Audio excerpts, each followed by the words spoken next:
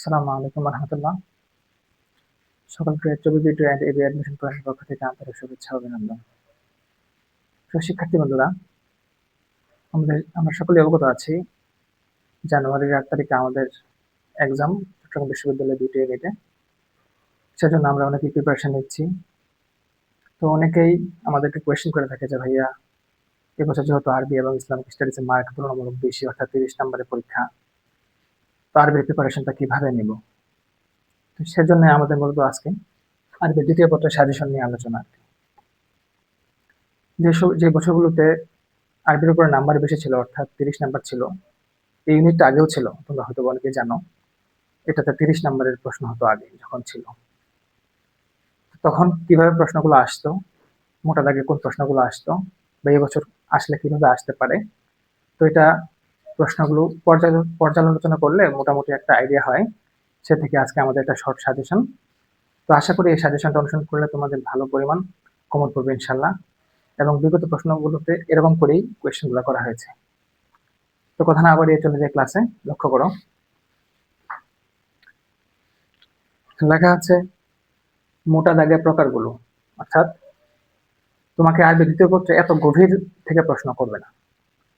তুমি আরবি ব্যাকরণ সম্পর্কে মোটামুটি তোমার ভালো ধারণা আছে কিনা, তুমি আরবি ব্যাকরণ সম্পর্কে মোটামুটি পড়ে এসেছো কিনা, সেই সম্পর্কে তোমাকে যাচাই বাছাই করা হবে এখানে। অর্থাৎ আলিমে যে সমস্ত আমরা আরবি ব্যাকরণগুলো পড়েছি সেগুলো এখানে রিপিট করবে, কিন্তু এত গভীরভাবে প্রশ্নগুলো করবে না। মূলত মোটা দাগের প্রশ্নগুলো করবে। কিভাবে হতে পারে? যেমন ধরো কালেমা। আমরা সকলে জানি কালেমা 3 প্রকার, ইসিম, ফেল, হরফ। এটাই জাস্ট প্রশ্ন করবে যে কালেমা কয় প্রকার, 3 প্রকার, 4 প্রকার, 5 প্রকার, এরকম একটা প্রশ্ন আসতে পারে। এর ইতিপূর্বে এগুলো এসেছে। তো এটা আমরা সকলে জানার কথা ইনশাল্লাহ। এরপরে ধরো প্রশ্ন আসতে পারে মাবনি। মাবনি থেকে 2 ভাবে প্রশ্ন আসতে পারে, যে মাবনি কয় প্রকার, এভাবে আসতে পারে, বা মাবনি বিল মুশাবাহাত কয় প্রকার, বা মাবনি আসল কয় প্রকার। আমরা জানি মাবনি প্রথমত 2 প্রকার, মাবনি আসল, মাবনি বিল মুশাবাহা। আবার এগুলো আবার বিভিন্ন প্রকার আছে। তোমাদেরকে মাবনি সম্পর্কে বিস্তারিত জানতে হবে। যেমন মাবনি প্রথমত 2 প্রকার, মাবনি আসল, মাবনি বিল মুশাবাহাত। মাবনি আসল হচ্ছে সমস্ত ফেলে মাজি, সমস্ত ফেলে আমর এবং সমস্ত হরফ, এগুলোকে মাবনি আসল বলা হয়। অর্থাৎ কোনো সময় এগুলো পরিবর্তন হবে না, এগুলা জন্মগত ভাবেই মাবনি। আবার মাবনি বিল মুশাবাহাত 2 প্রকার আছে, যেমন নুন তাওকীদ যুক্ত মুজারের সিগাগুলো এবং আসমায়ে গায়রে মুতামাক্কিনা, অর্থাৎ জমির আছে, এরপরে ইসমুল মাউসুল আছে, ইসমুল ইশারা, এই সমস্ত শব্দগুলো হচ্ছে মাবনি বিল মুশাবাহাতের অন্তর্ভুক্ত। তো তোমাকে যেটা জানতে হবে, যে যেহেতু মোটা দাগে প্রশ্নগুলো করবে, এত বিস্তারিত করবে না। যেরকম হতে পারে যে মাবনি আসলের একটা উদাহরণ দিয়ে বলবে যেটি মাবনি বিল আসল না মাবনি বিল মুশাবাহা, এরকম প্রশ্ন করতে পারে। তো এক্ষেত্রে মাবনির মোটামুটি যে প্রকারগুলো আছে তুমি জেনে নিলে ইনশাল্লাহ প্রশ্নে আনসার করতে পারবে। এরপর খেয়াল করো মুজাক্কার, মুয়ান্নাস ইত্যাদি। যেমন মুজাক্কারের প্রকার সমূহ জানতে পারে, বা মুয়ান্নাস হাকিকি, মাহলুবি, সুরি।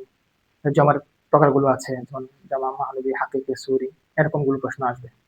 যে জমার সমস্ত প্রকারগুলো আমরা জানি, জমা হাকিকি কাকে বলে, জমা মাহলুবি কাকে বলে, জমা সুরি কাকে বলে, মুয়ান্নাসের হাকিকি, মাহলুবি, সুরি, এগুলো প্রশ্ন আসতে পারে ইনশাল্লাহ।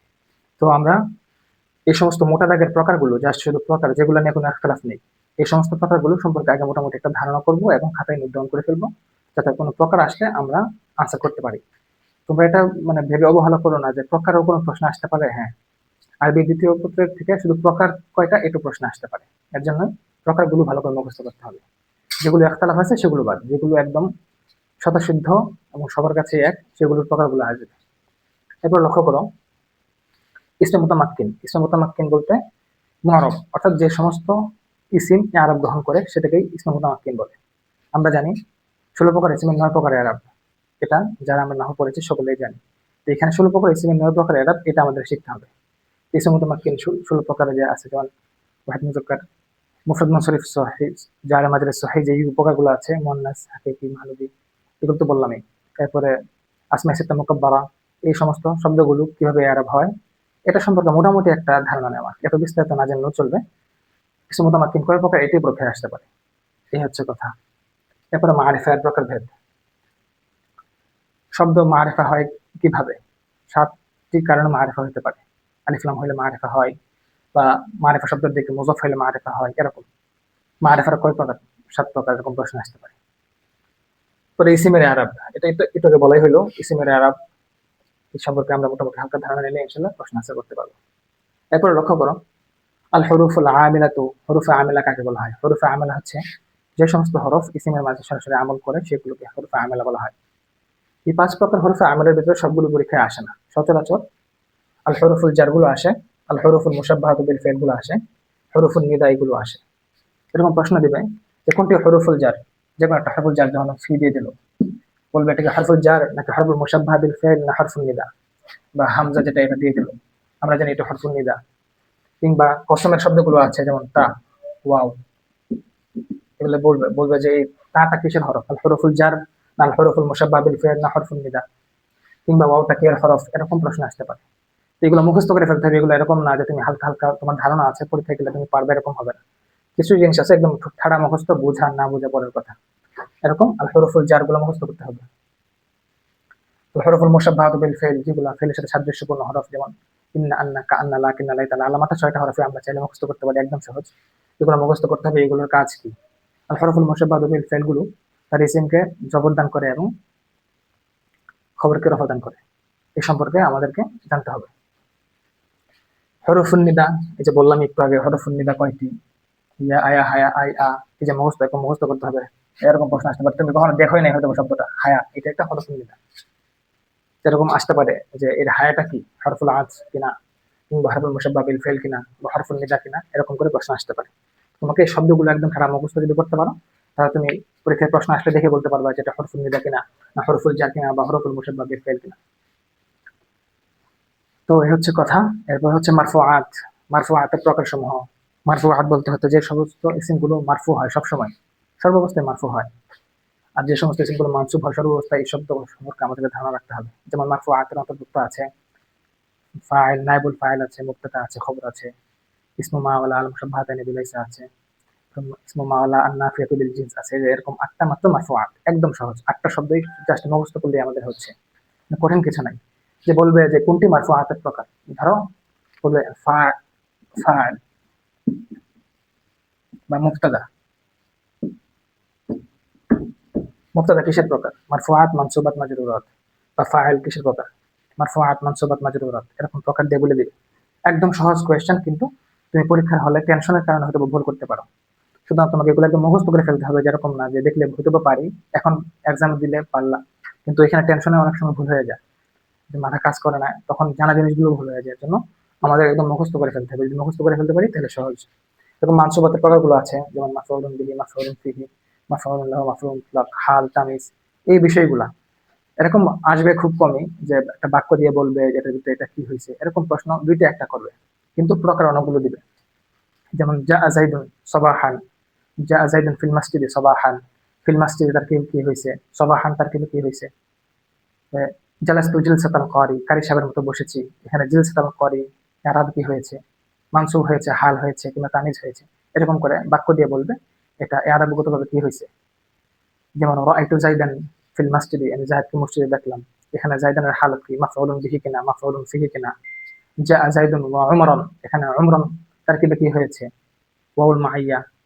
এরকম দরবতু তা'দিবান, তাকে আমি শিক্ষা দানের জন্য মেরেছি, এখানে তা'দিবান কি হয়েছে, মাফউলুন বিহি নাকি মাফউলুন হাল না মাফউলুন মুতলাক। এরকম একটা বাক্য দিয়ে বলবে এটা তারকিবে কি হয়েছে, হাল, মুতলাক, তামিজ, এরকম এরকম প্রশ্ন আসবে। তোমাকে এর উদাহরণগুলো, প্রকাশগুলো মোটামুটি ভালো করে ধারণা করে মুখস্থ করতে হবে, যাতে তুমি দেখলে বলতে পারো যে এটা মাফউলুন বিহি হয়েছে, এটা মাফউলুন হাল হয়েছে, এটা মাফউলুন মুতলাক হয়েছে, এরকম আর কি। যদি হয়ে যায় ইনশাআল্লাহ আরবি দ্বিতীয় পত্রের জন্য কোনো ভয় থাকবে না। এরপরে লক্ষ্য করো আফআল নাকিসা, এগুলো থেকে মোটামুটি প্রকার কয়টা, এগুলো প্রশ্ন আসে। আফআল নাকিসা বলতে যেমন কানা, সারা, লাইসা, আসবাহা, আমস, আদহা, মা যাল্লা, মা বাতা, মা ফাতিয়া, মা তাক্কা, এই যে শব্দগুলো আছে এগুলো আর কি। এরকম প্রশ্ন আসবে যে কানা এটা কি, ফেল নাকিস নাকি আল হরফুল মুশাব্বাহাতু বিল ফাইল, বা কানা এর আমল কি, কানা কি করে, তার ইসিমকে কি দেয়, তার খবরকে কি দেয়, এরকম প্রশ্ন আসতে পারে। তো আফআল নাকিসা অল্প কয়টাই মাত্র, ইখতিলাফ আছে 14টা বা 17টা, তোমরা মুখস্থ করে ফেললেই এটা নিয়ে কোনো আর সমস্যা হবে না ইনশাআল্লাহ, আশা করি। আর আফআল নাকিসা তোমরা মোটামুটি সকলেই চিনো।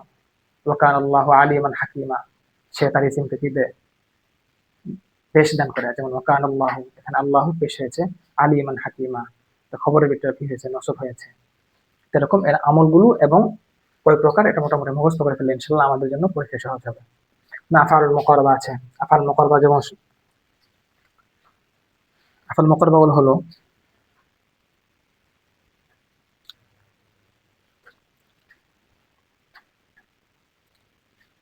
কানা, কাদা, কারুবা, আওশাকা। এরপরে আছে আফআলুর রাজা। এগুলো মাত্র তিনটা করে, অল্প, বেশি না। আফআল মুকাররাবা তিনটা, আফআলুর রাজা তিনটা, তবে আফআলুর শুরু নিয়ে ইখতিলাফ আছে। যেমন জাআলা, এগুলো হচ্ছে আফআলুর রাজা। শারআ, আনশা, এগুলো হচ্ছে আফআলুর শুরু। জাআলা, শারআ, এগুলো হচ্ছে আফআলুর শুরু। কিন্তু আফআলুর রাজা, যেমন আশা প্রকাশ করে, যে সমস্ত শব্দগুলো আশা প্রকাশ করে, যেমন আসা, ইখলাউ লাকা হারা, এই মাত্র তিনটা শব্দ। আসা, ইখলাউ লাকা হারা, এগুলো হচ্ছে আফআলুর রাজা। আর আফআলুল মুকাররাবা হচ্ছে মাত্র তিনটি, কাদা, কারুবা, আওশাকা। এগুলো মুখস্থ করে ফেললে এখান থেকে প্রশ্ন আসে। ইতিপূর্বে অনেকগুলো প্রশ্ন আসছে, নমুনা আছে। তোমরা যদি বিগত সালের প্রশ্নগুলো অ্যানালাইসিস করো কিংবা দেখো, তো দেখবা আফআলুর রাজা কয়টি, কোনটি আফআলুর রাজা, কোনটি আফআলুর রাজা নয়, এভাবে তিনটে প্রশ্ন আসতে পারে। কিংবা কোনটি আফআলুল মুকাররাবা, কোনটি আফআলুল মুকাররাবা নয়, বা আফআলুল মুকাররাবা কয়টি, এই তিনটা সিস্টেমে ঘুরিয়ে প্রশ্নগুলো করে। এই হচ্ছে কথা।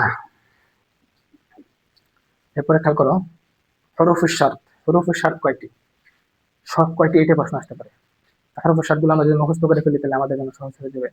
মানমা, মাহমা, মাতা, আইয়ানা, আইনা, এই যে কয়েকটা হরফুশ শর্ত আছে, এগুলো এগুলো ব্যবহার কখন বাক্যে আসে, কোথায় আসে, ফেলে মুজরের শুরুতে আসে কিনা, এখন তোমাদের জাস্ট অ্যানালাইসিস করার সময় যে পরীক্ষাগুলোতে কিভাবে আসতেছে।